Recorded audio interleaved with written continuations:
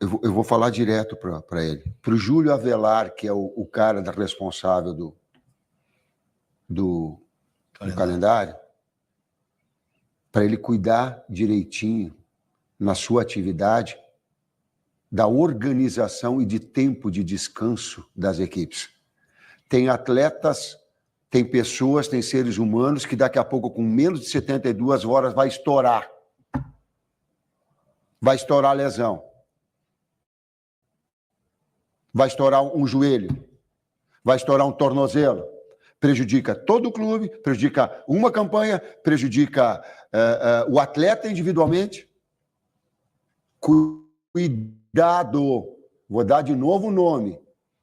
Júlio Avelar, cuidado com a tua atividade. Faça as coisas corretas. Suspenso, o meio-campo machucado. Um jogador no banco. Acho que tem mais um pouco disso, mas é muito em função também das circunstâncias, né? O Flamengo ontem, por exemplo, tinha 7 desfalques, os 5 convocados, o zagueiro suspenso, o meio-campo machucado, um jogador no banco sem condições de começar, né? O Alan, que entrou no segundo tempo, o técnico disse até que ele nem era para ficar no banco, ficou porque não havia mais opções. Ainda perdeu machucado outro jogador para o segundo tempo, que foi o Cebolinha, depois saiu machucado o Ayrton Lucas, aí teve que entrar o Cleiton, que é zagueiro improvisado na lateral, o Léo Ortiz jogou novamente no meio-campo. Então o time está bem remendado. Num cenário como esse, você não pode ficar também criando expectativa de atuações sensacionais. Que, aliás, só o Flamengo é cobrado do futebol brasileiro por atuações sensacionais. Os demais basta vencer. O Flamengo tem 2 cobranças, vencer e jogar bem. Cobrança da torcida e de boa parte da mídia. Isso é muito, muito claro para mim já há algum tempo, eu já falei isso várias vezes. Nesse momento não tem como fazer esse tipo de cobrança. É esperar que o time faça jogos competitivos. E ontem até que fez um jogo competitivo, um jogo diferente, mais reativo. O Bahia gosta de ficar com a bola, então era muito claro que o Flamengo ontem não fazia questão de brigar pela posse de bola. Eu achei a medida correta, porque você tem um meio-campo, um jogador improvisado, um time com 2 pontas, é um time de velocidade, você não vai brigar pela posse. Na hora do gol do Gerson, o Flamengo tinha 28% de posse de bola. Eu não lembro do Flamengo com 28% de posse de bola do Maracanã. Mas era o jogo mais viável naquele cenário, né? O Bahia teve muita posse, mas pouca efetividade, né? Não criava tanto. Muito tempo com a bola, mas criava muito pouca oportunidade de gol. O jogo foi bem equilibrado no primeiro tempo. No segundo, o Tite mexeu, o time ficou mais agressivo, teve mais presença no ataque. O Gerson jogando muito bem no meio, depois pela direita, né? O Davi Luiz também liderando ali a defesa, ganhando várias bolas pelo alto e interceptando vários cruzamentos. E aí o Flamengo consegue um gol no final da maneira que tinha conseguido no Paraná, né? Lutando até o fim, que acho que essa é a grande novidade, né? O time que se entregava no sentido de jogar a toalha, agora não se entrega no sentido de não desistir do gol até o fim. Isso é uma novidade, depois de vários momentos com o modo banana acionado no ano passado, com atuações ridículas, eliminações vergonhosas, 20 derrotas, em jogos em que dava para reagir, né? E que não reagia. Isso acho que é a grande notícia, né? Para o torcedor. Agora, nesse momento, são 9 jogos. 2 se passaram, faltam 7. 9 pontos, ganhou 7. Se ficar nessa média, está excelente. Vai chegar ao final da Copa América brigando pela liderança do campeonato, próximo dela. E é o que importa. Para o Flamengo, nesse período, mais importante é ficar perto do líder. Se puder ser líder é melhor, é evidente. Mas ficar perto do líder. Não dá para exigir muito mais do que isso. E são muitos desfalques. E domingo vai pegar o Fluminense, é o lanterna contra o líder, né? Tem o clássico, essa coisa toda, mas pelo futebol ridículo que o Fluminense vem jogando, é uma possibilidade boa de vencer mesmo com os desfalques, né? Então é importante agora manter essa concentração para o Flamengo conseguir, quem sabe, chegar a 12 pontos disputados ganhando 10, no caso de uma vitória sobre o Fluminense. E qualquer placar, entre aspas, é goleada, não dá para exigir mais do que isso. Eu já vi gente falando, viu, o Flamengo reclama, mas o time é bom a si mesmo. Sim, o time é bom a si mesmo. O time é bom a si mesmo. Mas esse não é o time do Flamengo. O time do Flamengo tem Pulga, tem De La Cruz, tem Arrascaeta, tem Vinha, tem Varela, né? 5 convocados. Os machucados eu não vou contar, porque a suspensão e lesão acontece com qualquer um.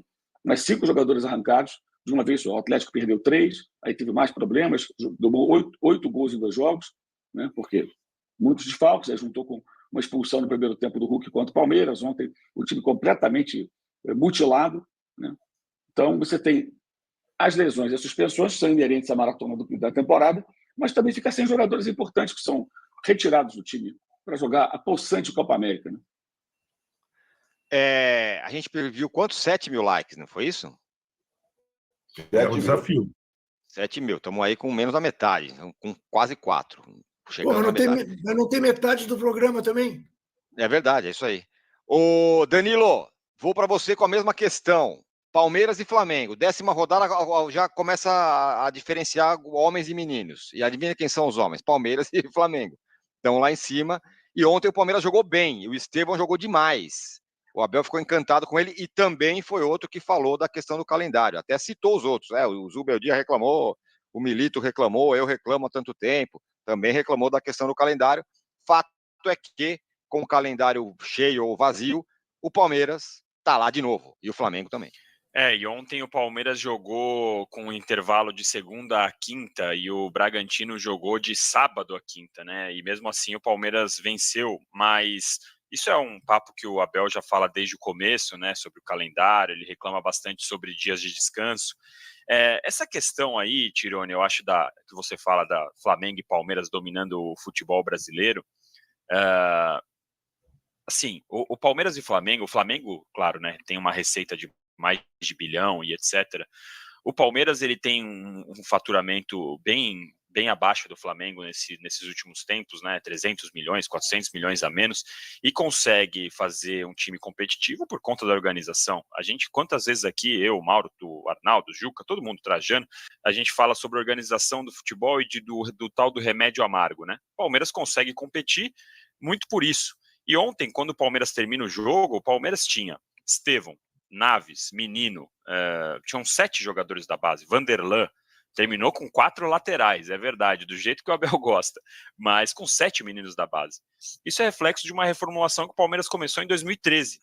Então, quando a gente fala da Flamengo e Palmeiras, esquecendo que no ano passado os campeões foram Fluminense e São Paulo, de Copa do Brasil e Libertadores, mas quando a gente fala disso, a gente tem que entender que, assim, não é porque são os mais ricos, é porque o Flamengo, sim, é o mais rico, mas também é o mais organizado junto com o Palmeiras. E aí a gente tem aí, há 5, 6 anos, o exemplo dos dois tão claro para todo mundo, e os clubes preferem continuar do jeito que está, por exemplo, o Corinthians, gastando mais do que pode, contratando o Mateuzinho, o Vasco, que agora o papo é de que eles vão atrás de novo do Ramon Dias. Você vê a loucura que é. O próprio São Paulo, que foi campeão da Copa do Brasil, mas meses depois de ser campeão estava devendo.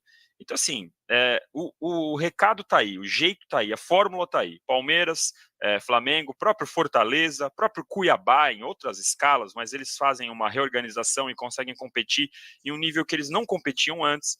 Então tá aí, assim, para mim, não vou dizer que é fácil, mas a fórmula de como os dois conseguem competir tá aí. Sobre o jogo de ontem especificamente, o Palmeiras foi muito bem. O 2-1 eu acho que não representou exatamente o que foi o jogo. O Palmeiras podia ter resolvido o jogo já no primeiro tempo, porque produziu bastante. Foi um bom jogo do Rafael Veiga, um bom jogo do Estevão. O Aníbal jogou muita bola.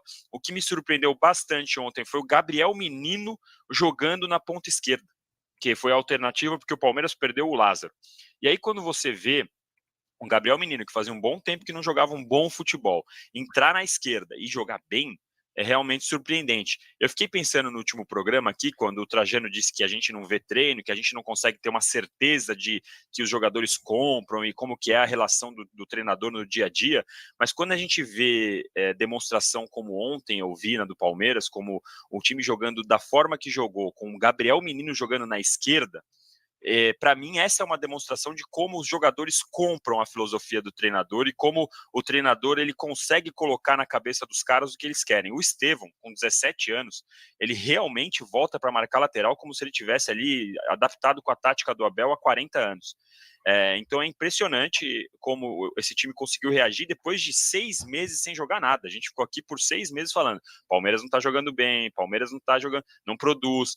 E aí, aparentemente, putz, o que vai ter que mudar? O que o Abel vai fazer de mudança? Não, ele conseguiu fazer o time voltar a jogar bola, 3 jogos consecutivos jogando bem, contra o Vasco, que a gente falou, mas é o Vasco, contra o Atlético Mineiro, mesmo antes da expulsão, jogando muito bem, e agora contra o Bragantino, que se tivesse sido 3-4-1, seria normal o resultado pelo que o Palmeiras produziu. Então, o Palmeiras realmente reage de uma forma, e lembrando, né, depois da saída do Endrick, longe de mim falar que é porque o Endrick saiu, porque o Endrick é bom jogador, não tem como você falar que um bom jogador não ajuda o time. mas a saída do Endrick faz o Veiga voltar a jogar pela direita, o Estevão ter o corredor para ele pela direita, o Zé Rafael poder jogar um pouco mais pela esquerda. Então, quando tinha o Endrick, o time tinha que fazer algumas adaptações para o bom jogador. O Endrick saiu, então o time voltou a jogar da forma que jogava antes de ter o Endrick. Então, talvez por isso, consegue jogar de uma forma mais sincronizada. Palmeiras jogando agora, do jeito que está jogando agora, dá para a gente falar que vai brigar até o fim do ano por todos os títulos, o que não acontecia há 3 rodadas.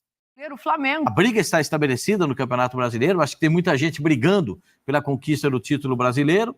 Achei que o Flamengo jogou, como eu disse anteriormente, de uma forma muito camaleônica, mudando característica de jogo, trazendo o Gerson um pouco mais para frente, trazendo os 2 homens de beirada de campo com muita velocidade, e para até surpreender a equipe do Bahia, como disse o Mauro. Eu, às vezes, falo isso aqui, mas eu não me custa falar de novo.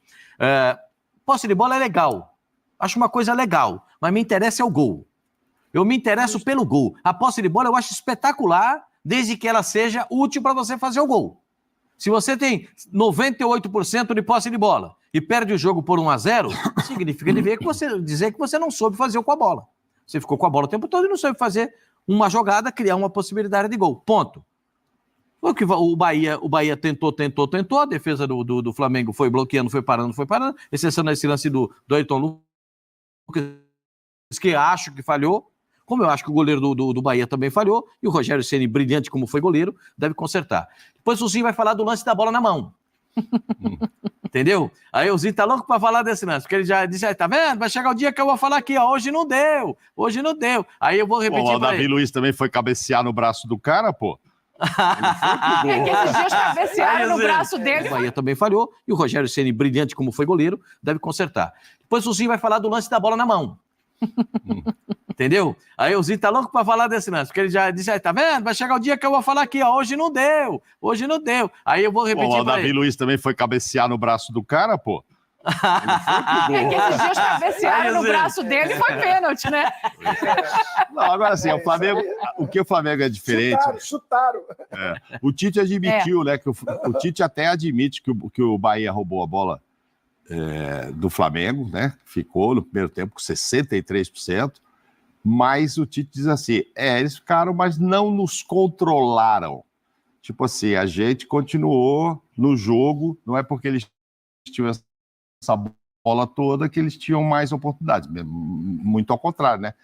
É que esse Flamengo aí desfalcado, ele não tem vergonha também de marcar, de baixar a linha, de voltar, e aí ele joga diferente. O torcedor tá feliz porque tá ganhando, mas não é exatamente o jeito que o torcedor gosta, né? O torcedor quer mais espetáculo desse time do Tite, que agora com esses desfalques, que vale é resultado. Também quando voltar... Agora, vocês estavam falando muito de posse de bola, né? Aí eu fui dar uma estudada, uma olhada no que tinha os 2 times no setor do meio campo, que é onde você fica mais com a bola. Ou é na construção de jogo, com os zagueiros, porque às vezes não tem uma marcação-pressão do adversário, a bola fica rodando muito ali, né? Zagueiro, lateral, zagueiro, vai para o outro lado, até encontrar um espaço. A não ser quando há uma pressão na saída de bola, que dificulta mais isso. Mas muito fica ali no meio-campo. E você olhar para o meio-campo que o Bahia tinha ontem, para o meio-campo que o Flamengo tinha, o Flamengo jogava no 4-3-3.